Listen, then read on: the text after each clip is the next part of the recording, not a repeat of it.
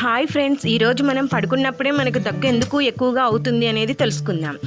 అసలు ఇది ఎలా జరుగుతుందంటే గ్రావిటీ వలన యూకస్ లేదా శ్లాష్మం గొంతులోకి చేరుకుంటుంది.